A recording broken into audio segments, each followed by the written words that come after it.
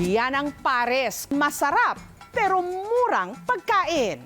Nito lang Enero, itinampok natin ang kwento ni Diwata na naging kontrobersyal sa kinasangkutan niyang dating gulo. Bakit kayo sa kulungan kasi mga kriminal kayo? Tingnan mo ginawa mo sa akin. Ang ganda-ganda na mukha ko, sinira mo. Pero nag-comeback sa pamagitan ng kanyang negosyo na pares. Welcome to Diwata Pares Overload. At mula noon, tila umubra ang mahika ni Diwata sa publiko. Nagpalipat-lipat man ang pwesto, ang kanyang paresan patuloy na dinarayo. Pang ilang kaldero na yan ngayong araw? Pang siyam na to, no? Hanggang ang kanyang paresan sa Pasay naging food trip destination. Ang ilan ka, sir? 263. Sa sobrang lakas nga raw ng negosyo ni Diwata, pati nasa tapat niyang paresan ni Juliet na hatak at pareho na rin ngayong pinipilahan. Ang Encanto Pares Overload. Nasa ilalim ka ng puno ng mangga, tapos may musok-usok. Encanto na lang, para mas maganda. Ang nagpapa-espesyal daw sa pares ni Juliet, ang ginagamit niyang batok ng baboy, kanya munang iniihaw. Mostly kasi narinig ko puro fry. Kaya sabi ko, less cholesterol naman tayo. Ang kanilang pares with chicharong bulaklak, only rice at soft drinks sa halagang 100 pesos kada serving. Hindi siya kagaya ng iba na piniprito-prito lang. Dating DH o domestic helper sa Kuwait si Juliet, kalaunan umuwi ng Pilipinas. Taong 2015 nung nagtayo siya ng paresan. Yun nga lang, wala siyang permit. Pag na-clearing, wala po kami magawa. Lahat ng maabutan nilang gamit namin, matatangay. Hanggang nakatapat na nga niya ang paresan ni Diwata. At kumbaga sa pelikula, nung una, nilampaso siya. Dumating sa point na kami ng tao ko, kaya kakain tayo sa harap para pag may nakakita ng mga dadaan, maengganyo sila.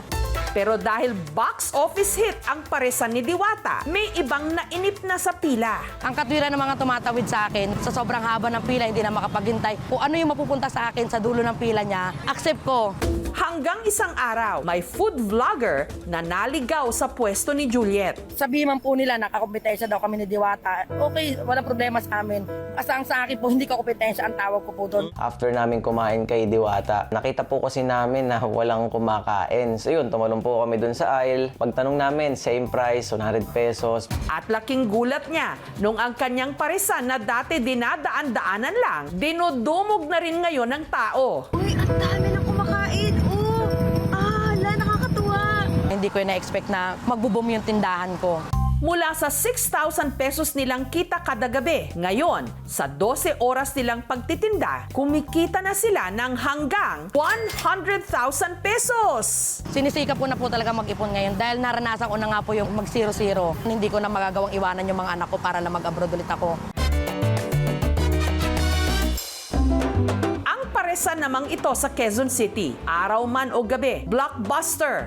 Sa halagang 120 pesos kasi, meron ka ng classic pares, only rice, only sabaw, soft drinks, at itlog. Busog!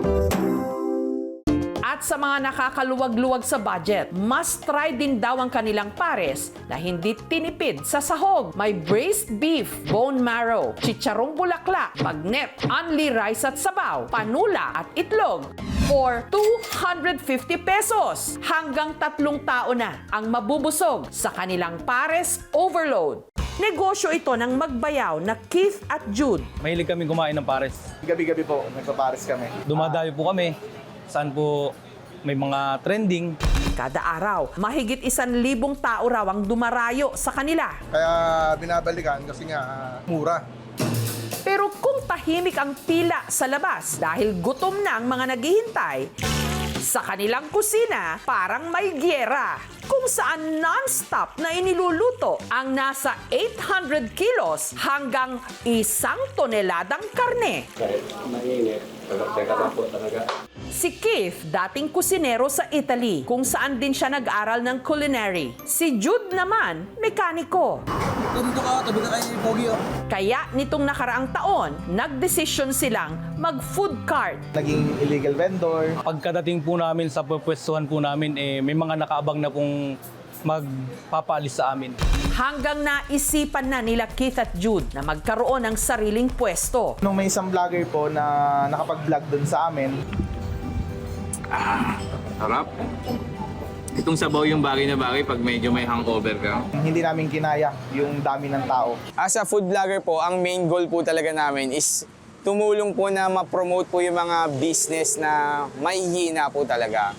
Kung noon, ang kita nila kada araw, 1 to 2,000 pesos, ngayon, umaabot na raw ng hanggang 6 digits kada araw. Ipinagpapasalamat din daw nila na nabigyan nila ng trabaho ang 70 nilang mga empleyado. Nakatulong po ako sa mother ko na nagkakamot. Nabago yung buhay ko, napapadalang ko ng anak ko. Masaya po kami na marami kaming natulungang tao sa mga empleyado namin. Mga pares na alam natin ngayon, masabaw. Pero alam nyo bang ang sinasabing original nitong timpla? Yung masarsa at may balanse ng alat at tamisang sauce. Sa panahon pa lamang ng mga Espanyol sa atin, meron ng mga ngalakal na Chino na nagtitinda nito. Ipinapares na ito sa isang mami bilang bahagi ng pagkain na kanilang inilalako, lalo na doon sa mga labas ng simbahan. Ang kainang ito sa La Loma, Quezon City.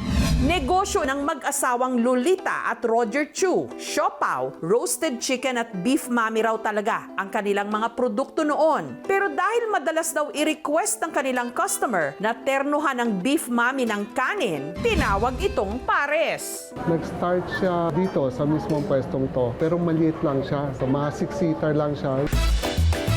Isi-share natin yung beef. Ito na yung broth namin. At doon na nga ipinanganak ang pangalan ng pagkaing naging comfort food ng maraming Pinoy. Beef stew na kalaunan pinaresan ng sinangag. Hindi yung masyadong mataba. Yung sabaw namin, enough na siya. Yung broth lang mismo. So hindi na siya kailangan lagyan ng additives. Dahil primera klase raw ang karne, 240 pesos kada order. Malaman, malambot, masarap. Hindi siya ganun katamis, hindi rin siya ganun kaalat. Pinasikat ng Jonas House ang Paris meal noong 1980s. Maraming nagsasabing sila yung pwedeng original. If you trace back kasi sa history, we have withstand 44 years na. Pero katulad ng lagi po naming ipinapayo sa inyo, patokmang pagkain ngayon ng pares. Hinay-hinay lang po tayo sa pagkain ng pares, lalo na yung mga mataas sa fat at cholesterol dahil nakakadagdag po ito sa mga health risks na dinadanas natin. Sa dami na ng yumaman at bagong umasenso dahil sa pares, hindi lang ito tubong lugaw, tubong pares. Thank you so much mga kapuso. Kung nagustuhan niyo po ang videong ito, subscribe na sa GMA Public Affairs YouTube channel. Don't forget to hit the bell button for our latest updates.